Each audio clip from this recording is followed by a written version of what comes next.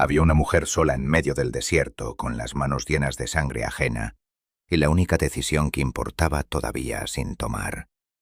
Pero para entender por qué Remedios Salcedo terminó esa noche arrodillada en el suelo de su cocina, sosteniendo a un desconocido, hay que empezar 3 semanas antes, cuando llegó al rancho con un baúl desgastado, 17 pesos cosidos en el forro de su abrigo y una llave de hierro que pesaba más de lo que debería pesar cualquier objeto tan pequeño. El rancho se llamaba La Parada del Viento. Nadie en Santa Clara del Río lo decía con orgullo. Lo decían como se nombra un enfermo grave, con esa mezcla de lástima y distancia que usan los pueblos cuando algo ya no tiene remedio. Las paredes de adobe estaban vivas todavía, pero apenas. El corral olía a polvo seco y ausencia. La cocina tenía una grieta en el horno que cruzaba el barro cocido de lado a lado, como una cicatriz vieja que nunca terminó de sanar. Y el pozo del patio trasero daba agua, sí, pero con un sonido tan profundo y tan oscuro, que la primera vez que Remedios metió el cubo, se quedó quieta escuchando sin saber bien qué esperaba oír. La abuela Consuelo había muerto en invierno. Remedios no llegó a verla en los últimos meses porque sus tíos dijeron que el viaje era largo y que no había razón suficiente para hacerlo. La razón que no dijeron era más simple y más cruel que cualquier argumento de distancia. Remedios no contaba. No había contado nunca. Era la sobrina sin padre conocido, la que creció en la orilla de la familia sin pertenecer del todo al centro. Se le daba trabajo porque las manos útiles se aprovechan, y se le daba techo porque echarlo hubiera levantado comentarios. Pero en la mesa grande de los domingos siempre había una silla que nadie le ofrecía, y en las decisiones importantes siempre había una puerta que se cerraba justo antes de que ella llegara al pasillo. Por eso, cuando el notario leyó el testamento y pronunció su nombre como heredera del rancho entero, el silencio que cayó en esa sala fue tan denso que Remedios sintió que podía tocarlo con los dedos. Sus tíos no dijeron nada. Su prima Elvira apretó el bolso contra el costado. El notario carraspeó y siguió leyendo como si nada hubiera pasado, pero algo había pasado. Algo irreversible. Remedios llegó al rancho un martes. Tardó 2 días en limpiar el polvo acumulado en todas las superficies, un día más en reparar lo que pudo reparar sola, y los siguientes 15 en preguntarse en silencio si la abuela Consuelo había cometido un error o si sabía exactamente lo que hacía. Porque el rancho era una ruina funcional, y esa combinación es la más difícil de todas.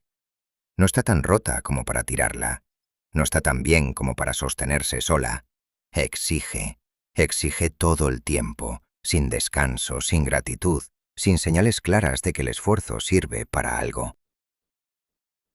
El pueblo la miraba desde lejos con esa compasión que duele más que el desprecio, porque va disfrazada de buenas intenciones.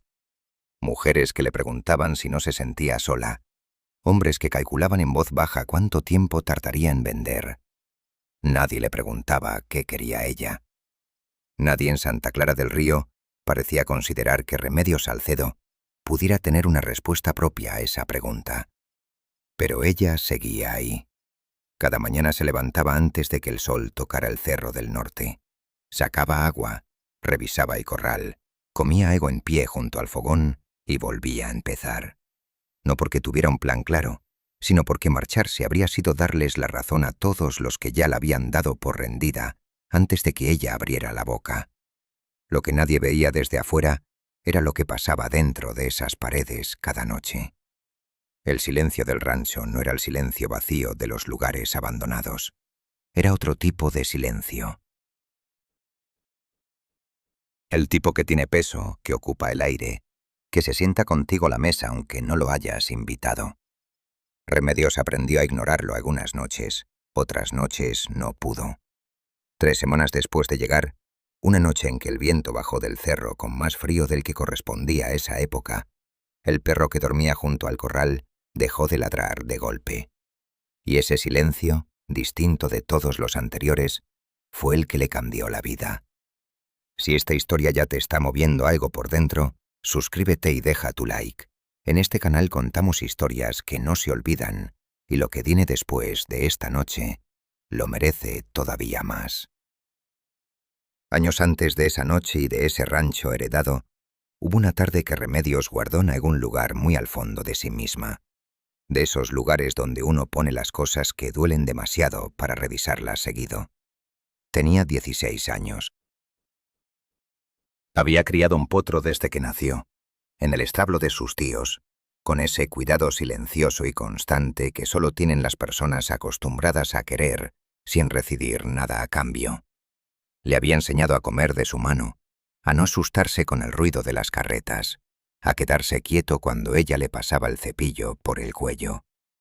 No le había puesto nombre en voz alta porque en esa casa los animales no pertenecían a nadie en particular, y ella sabía que nombrar algo en voz alta era una forma de reclamarlo, y reclamar algo en esa casa era una forma de perderlo más rápido. Un lunes de mercado llegó su primo mayor, Gervasio, con un trato cerrado y una sonrisa ancha. Había vendido el potro a un comerciante de la ciudad por una suma que a Remedios no le comunicaron. Cuando ella preguntó, Gervasio dijo que era un bien de la familia, que la familia había decidido y que ella debería entender que estas cosas se hacían por el bien de todos. El bien de todos. Esa frase que los que tienen el poder usan para no tener que mencionar al que no lo tiene. Remedios fue al establo esa tarde. Se quedó parada en el centro, con el olor a paja y a cuero todavía fresco en el aire, y miró el espacio vacío donde el potro dormía cada noche. No lloró. Había aprendido muy pronto que el llanto en esa casa no servía de nada, y además resultaba incómodo para los demás. Y los demás siempre terminaban siendo la prioridad. Así que no lloró. Solo se quedó quieta, con las manos colgando a los lados, sintiendo el peso exacto de lo que significaba no pertenecer. Y en ese establo vacío, de pie en el silencio de una tarde de lunes, Remedios tomó una decisión que no supo formular con palabras hasta muchos años después. La decisión era simple. Un día iba a tener algo que no pudieran quitarle sin preguntarle. No sabía cuándo ni cómo, solo sabía que iba a ocurrir, y que cuando ocurriera, ella iba a saber qué hacer con ello. El rancho heredado no era lo que había imaginado en ese establo de 16 años. Era más difícil, más roto, más exigente, pero era suyo. Con la grieta en el horno y el pozo que crujía y el corral que olía a polvo y a tiempo detenido, era suyo. Y eso, aunque no alcanzaba para pagar las deudas ni para callar los comentarios del pueblo, alcanzaba para que Remedios se levantara cada mañana con algo que sus tíos nunca habían podido darle, una razón propia para seguir.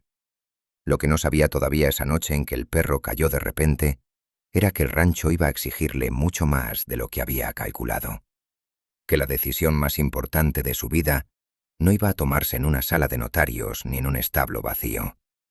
Iba a tomarse en el patio trasero, a oscuras, con un candil en la mano y un desconocido desplomado contra el bebedero del corral.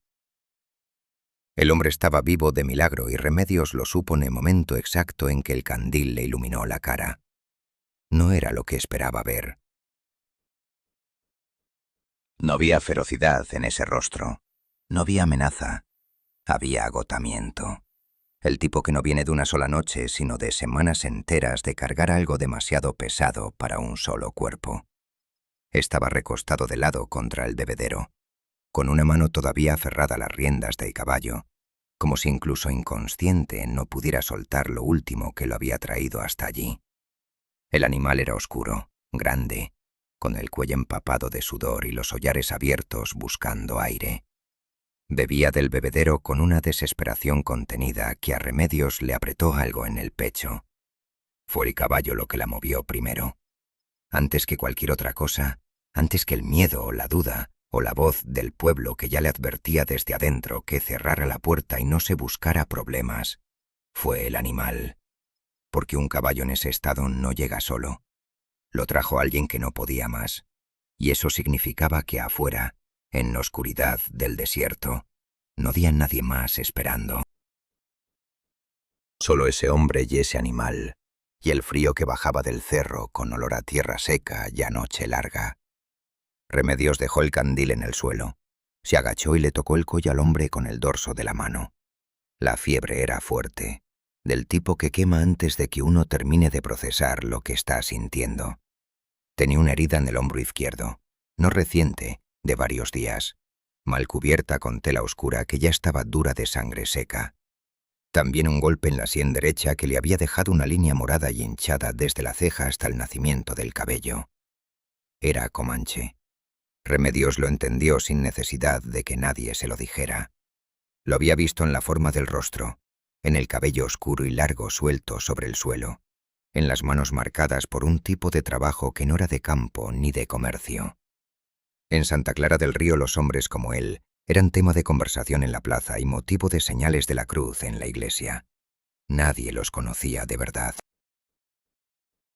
Pero todos tenían una opinión muy firme sobre ellos. Remedios no pensó en nada de eso. O sí pensó, pero lo pensó y lo dejó pasar como pasan las nubes cuando uno tiene algo más urgente que hacer que mirar el cielo. Se puso de pie, ató el caballo al poste del corral, le abrió la compuerta del agua limpia y volvió al hombre. Tardó más de lo que esperaba en moverlo. Pesaba como pesan los cuerpos cuando la voluntad ya no ayuda. Todo muerto, todo en contra. Lo arrastró centímetro a centímetro hasta el umbral de la cocina, con los dientes apretados y la espalda quejándose. Y cuando por fin cruzaron la puerta y ella cerró con el pie, se quedó un momento sin hacer nada, solo respirando. El hombre abrió los ojos una vez, brevemente. Los tenía oscuros y desorientados, todavía medio camino entre el desmayo y la conciencia. Miró a Remedios sin verla del todo. Luego miró la cocina, luego volvió a cerrar los ojos. No dijo nada. No hizo ningún movimiento brusco. Solo respiró profundo y difícil, como alguien que lleva mucho tiempo sin poder hacerlo bien. Remedios lo recostó en la mesa grande porque era la superficie más firme y más cercana. Puso una manta doblada debajo de su cabeza, acercó el candil y empezó a revisar la herida con esa concentración fría que aparece en las personas prácticas cuando no hay tiempo para el miedo. La tela que cubría el hombro estaba pegada a la carne. La retiró despacio, con agua tibia, sin apresurarse, y lo que encontró debajo no era lo peor que había visto, pero sí lo suficientemente serio como para entender que sin atención, esa herida iba a terminar mal. Remedios no era curandera, pero había vivido en campo abierto suficientes años como para saber que las heridas que se infectan huelen diferente a las que todavía tienen remedio. Esta todavía tenía remedio. Por poco, pero lo tenía. Calentó agua, buscó el trapo más limpio que encontró, usó la ecol de caña que guardaba para emergencias y trabajó en silencio durante un tiempo que no supo medir. El hombre se tensó varias veces sin abrir los ojos. Una vez murmuró algo en su lengua, breve y ronco, como una orden dada a nadie. Remedios siguió trabajando. Cuando terminó de limpiar y cubrir la herida con lo que tenía, se sentó en el banco junto a la mesa y se miró las manos. Estaban manchadas y le temblaban un poco, no de miedo, sino de esfuerzo sostenido. Afuera el viento golpeaba la contraventana del lado norte con una regularidad casi mecánica. El caballo resopló una vez en el corral. Fue entonces cuando el hombre abrió los ojos de verdad, con conciencia esta vez, y la miró directamente por primera vez. Remedios no apartó la vista, y él, después de un silencio que duró lo que dura una respiración lenta, dijo en español imperfecto, pero perfectamente claro, una sola cosa: «El caballo está adentro». Remedios lo miró un momento. Respondió que sí, que estaba en el corral, con agua y sin la silla. El hombre cerró los ojos otra vez, y en ese gesto, en esa forma de soltarse que solo aparece cuando uno escucha lo único que necesitaba escuchar, Remedios entendió que esa noche era más complicada de lo que había calculado al salir con el candil al patio. Mucho más complicada. Y que el verdadero problema todavía no había llegado. Lo que Tagua le contó esa madrugada era tan grave que Remedios tuvo que apoyar las dos manos en la mesa para no levantarse a caminar. No lo contó de golpe, lo contó en partes, con la voz todavía ronca por la fiebre, y las palabras en español saliendo con ese ritmo pausado de alguien que elige cada una antes de soltarla. Remedios no lo apuró. Se quedó sentada en el banco frente a la mesa, con el candil entre los dos, escuchando. Tagua había interceptado un transporte de rifles en la quebrada del Cerro Norte 3 noches antes. No era la primera vez que ese tipo de tratos ocurría en esa zona. Los hombres que movían las armas usaban los caminos del monte porque eran caminos sin ojos, sin comisario, sin testigos. O eso creían. Lo que no calcularon fue que en la cueva donde pensaban pasar la noche había 3 personas que llevaban días escondidas allí.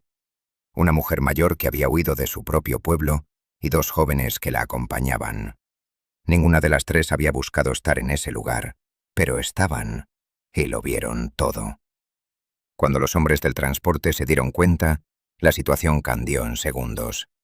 Tagua estaba cerca porque conocía esa quebrada mejor que nadie, y porque llevaba días siguiendo el rastro de ese grupo desde que oyó hablar del trato en un pueblo de paso.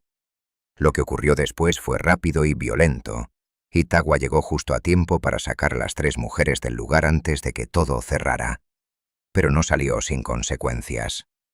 La herida del hombre era el precio de esa decisión. Las 3 mujeres estaban escondidas en la quebrada, a 2 horas del rancho a caballo. Tagua lo dijo con esa misma calma tensa con que había dicho todo lo anterior, mirando el techo de la cocina como si calculara algo que Remedios todavía no veía. Y añadió sin rodeos que si los hombres del transporte los encontraban antes de que él pudiera moverse, no iba a haber una segunda oportunidad para ninguna de ellas. Remedios sintió el frío subirle por el estómago. No era el frío del miedo abstracto, sino el de entender una situación concreta con todas sus aristas. Miró a Tagua. Le preguntó cuánto tiempo necesitaba para poder montar. Él la miró de vuelta. Dijo que no lo sabía con certeza, pero que intentaría al amanecer. Remedios no respondió a eso. Solo asintió una vez, despacio, como quien guarda una información importante en el lugar correcto de la cabeza antes de decidir qué hacer con ella. Luego se puso de pie, calentó más agua y le cambió el trapo húmedo que le había puesto en la frente. Tagua no dijo nada, pero tampoco apartó la cabeza. Esa noche Remedios no durmió. Se quedó en el banco de la cocina con la espalda apoyada en la pared y los ojos abiertos en la oscuridad, escuchando el viento, escuchando al caballo en el corral, escuchando la respiración de Tagua que poco a poco se fue haciendo más pareja y menos forzada a medida que la fiebre cedía. Pensó en las 3 mujeres en la quebrada, pensó en el frío del cerro a esas horas, pensó en lo que significaba quedarse quieta esperando que un hombre con una herida seria pudiera montar al amanecer, cuando el amanecer todavía estaba lejos y el tiempo no esperaba a nadie. Cerca de la madrugada, cuando el silencio afuera era tan espeso que casi se podía cortar, Tagua abrió los ojos y la encontró despierta. La miró un momento sin decir nada.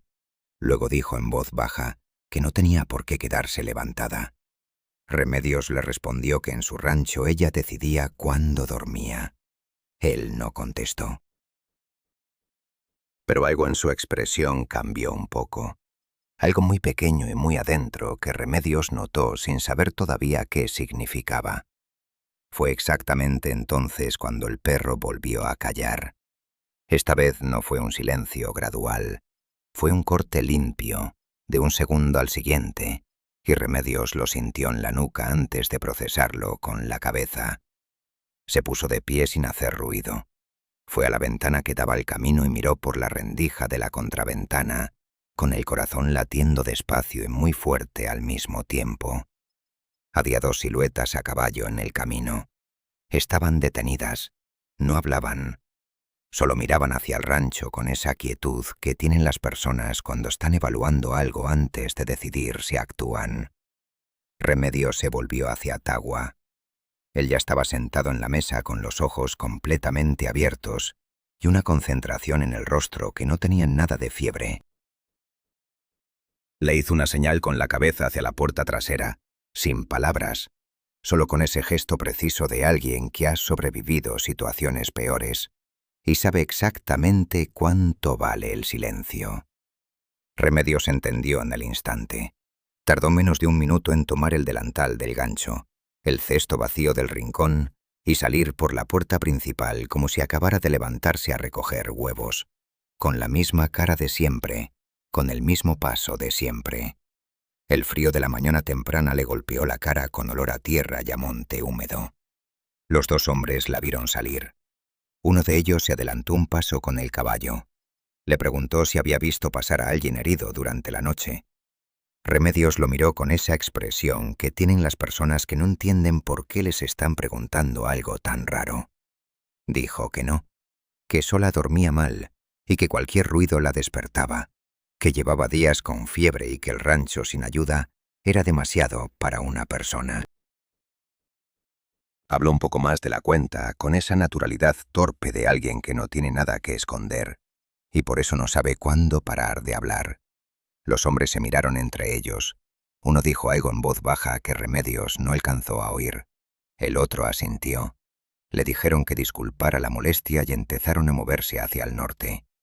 Remedios esperó sin moverse hasta que los cascos se perdieron en el camino. Luego entró, cerró la puerta y se apoyó en la madera con los ojos cerrados durante exactamente 3 respiraciones. Cuando los abrió, Tagua estaba de pie junto a la puerta trasera, con la mano en el marco y la herida del hombro marcando su silueta en la poca luz que entraba. La miró con una expresión que Remedios no había visto antes en su cara. No era gratitud exactamente. Era algo más parecido al reconocimiento, la mirada de alguien que acaba de ver a otra persona hacer algo que no esperaba que pudiera hacer. Remedios dejó el cesto sobre la mesa. No dijo nada. Pero por dentro algo se había movido. Algo que llevaba semanas quieto y frío en el centro de su pecho. Algo que tenía que ver con el establo vacío de sus 16 años, y con la llave del rancho, y con todas las puertas que se habían cerrado antes de que ella llegara al pasillo. Algo que por primera vez en mucho tiempo se sentía vivo y en su lugar. El problema era que los hombres se habían ido hacia el norte, y las 3 mujeres estaban escondidas exactamente en esa dirección.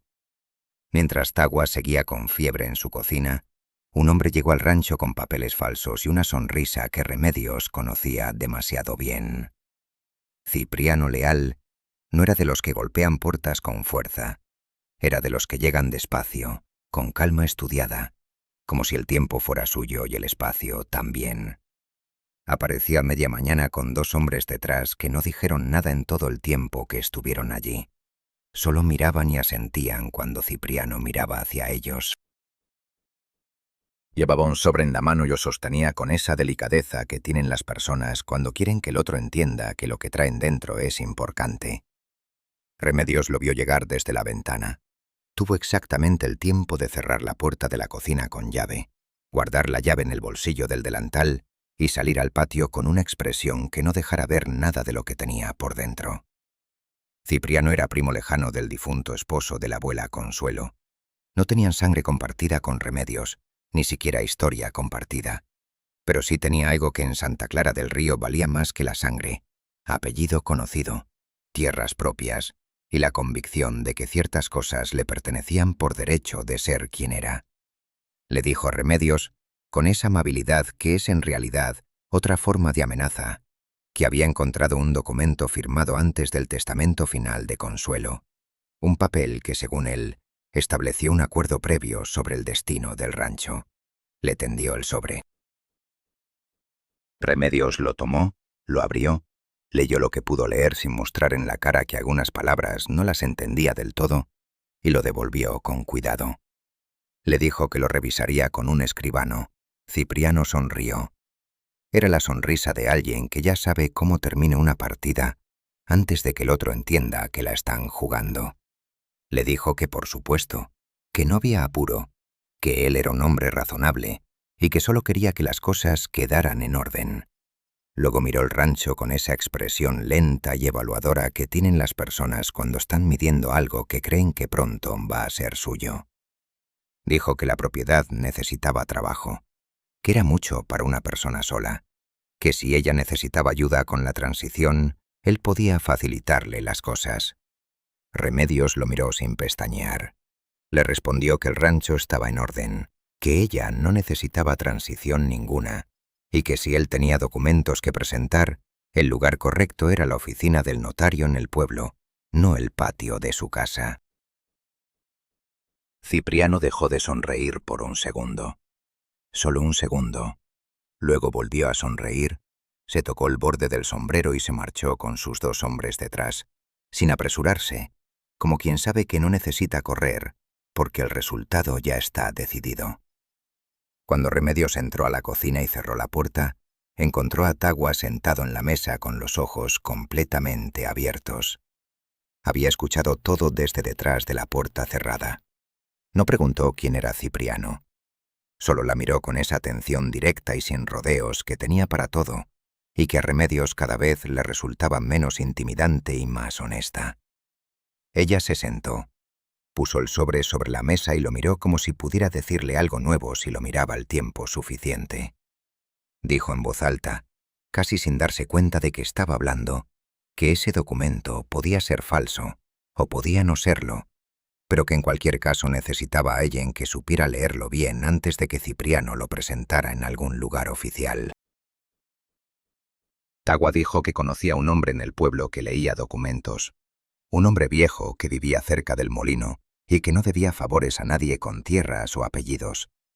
Remedios lo miró. Le preguntó cómo sabía eso. Él respondió que llevaba mucho tiempo aprendiendo en qué tipo de persona se puede confiar y en qué tipo no.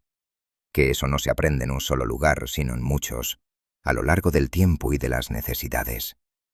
Remedios guardó el sobre en el cajón de la alacena, debajo de los trapos limpios, y no dijo más sobre Cipriano. Pero algo había cambiado en la cocina después de esa conversación.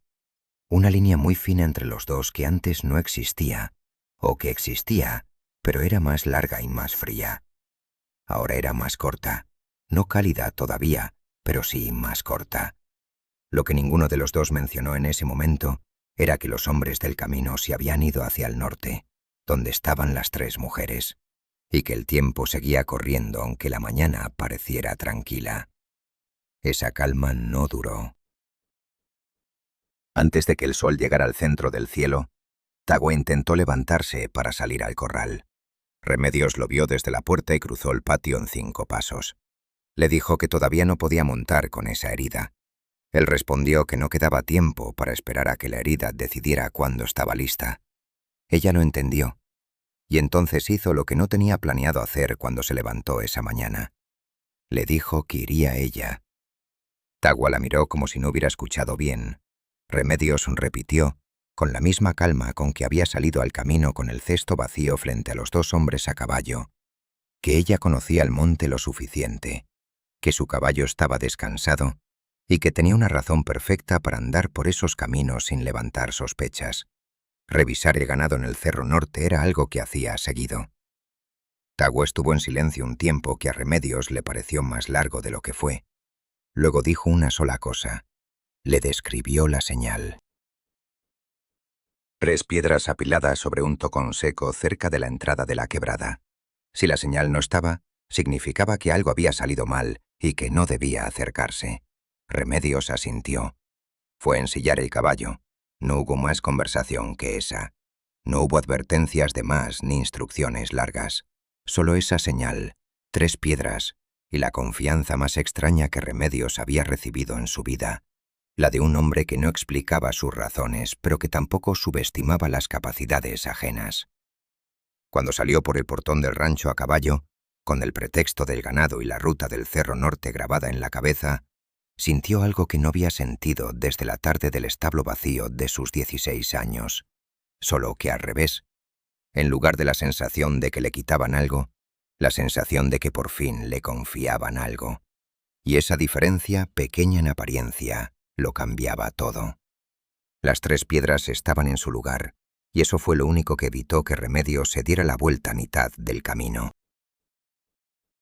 Había tardado casi 2 horas en llegar a la quebrada, siguiendo la ruta del Cerro Norte con el pretexto de ganado, y los ojos puestos en cada sombra que el monte producía a esa hora. El sol pegaba de lado, y el calor olía a piedra seca y a pino quemado por el verano. Su caballo avanzaba sin prisa, porque apresurarse en ese camino hubiera dicho más de lo necesario si alguien estaba mirando desde los cerros. Cuando vio el tocón seco junto a la entrada de la quebrada, redujo el paso. Las 3 piedras estaban apiladas exactamente como Tagua le había descrito, la más grande abajo, la más pequeña arriba, con esa precisión que tienen las señales que alguien pone sabiendo que importan. Remedios respiró por la nariz, despacio, y siguió adelante. Las encontró al fondo de la quebrada, en una oquedad entre 2 rocas grandes que desde el camino no se veía. La mujer mayor se llamaba Petra. No lo dijo de inmediato, lo dijo después, cuando entendió que Remedios no venía a hacerles daño. Las 2 jóvenes no dijeron sus nombres en ese momento. Solo miraban, con esa forma de mirar que tienen las personas que han aprendido que esperar y observar es más seguro que hablar primero. Petra tenía una calma que descolocaba. No era la calma de alguien que no entiende el peligro. Era la calma de alguien que ya pasó por el peor momento y sabe que lo que viene después no puede ser tan terrible como lo que ya vivió. Miró a Remedios de arriba a abajo, luego miró el caballo, luego volvió a mirar a Remedios y le preguntó sin rodeos si Tagua estaba vivo. Remedios dijo que sí, que estaba en el rancho, que la herida era seria pero que iba a poder moverse en un día o 2. Petra sintió una sola vez, como si eso fuera suficiente información para tomar todas las decisiones que siguieron. El trayecto hasta la casona abandonada de los arrieros fue el tramo más tenso de esa mañana. Eran 4 personas y un solo caballo, y el camino no era corto. Remedios cedió el animal a Petra porque era la que menos podía caminar rápido. Las 2 jóvenes se movían bien, en silencio, sin quejarse, mirando el monte con esa atención entrenada que Remedios ya había visto en Tagua. La casona estaba en un pliegue del cerro que la hacía invisible desde el camino principal. Tenía el techo a medias y las paredes firmes, y adentro olía a polvo viejo y a madera cerrada, pero era sólida y estaba seca y desde sus ventanas rotas se veía el camino de bajada sin que el camino las viera a ellas. Remedios les dejó las provisiones que había traído en las alforjas.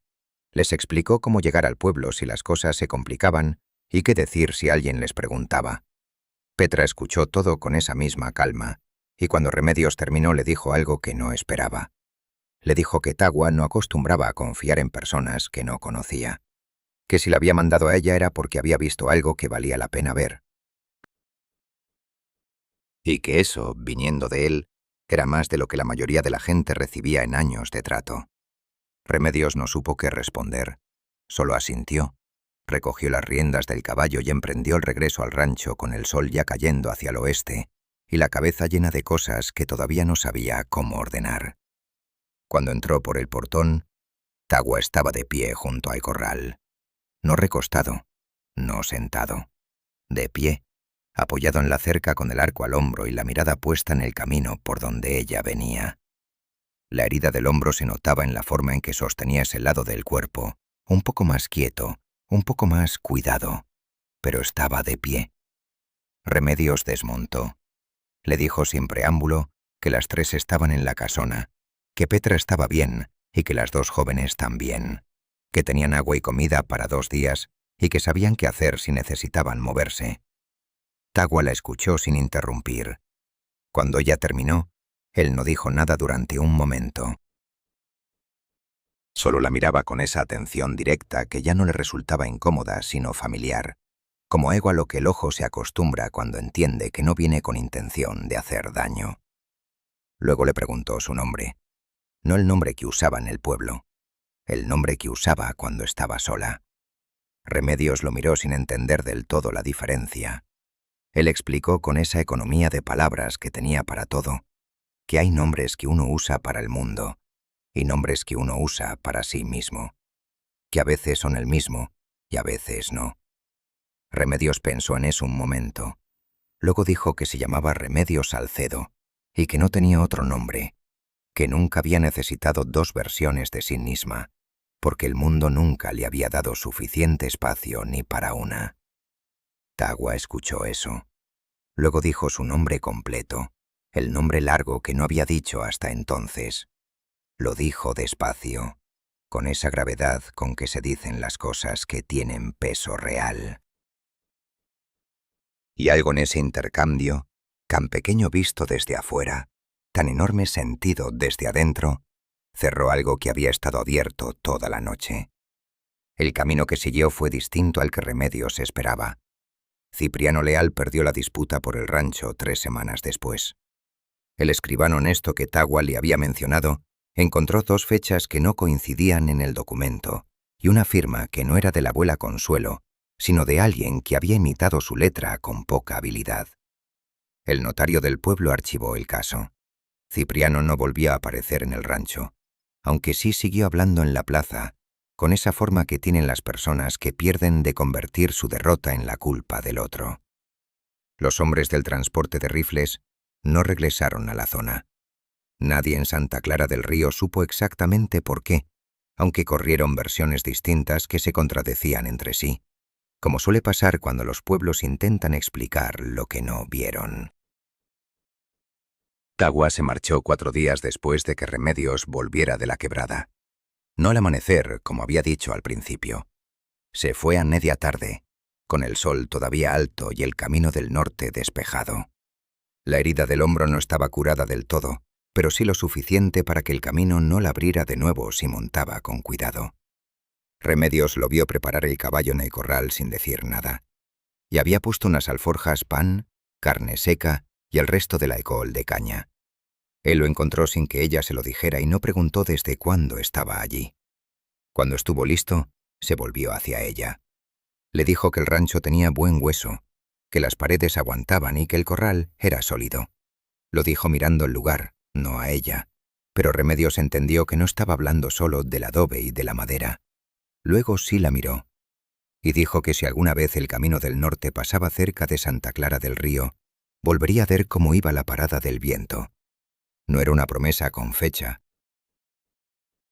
Era algo más parecido a una puerta entreabierta, de esas que no se cierran del todo y que uno puede volver a empujar cuando el tiempo y el camino lo permiten. Remedios no dijo que lo esperaba. Tampoco dijo que no. Solo le dijo que el bebedero del corral siempre tenía agua limpia. Él montó y se fue por el camino del norte sin mirar atrás. Y Remedios se quedó en el portón hasta que el polvo lo volvió una mancha, y la mancha desapareció en la curva del cerro. Esa misma tarde fue al pueblo.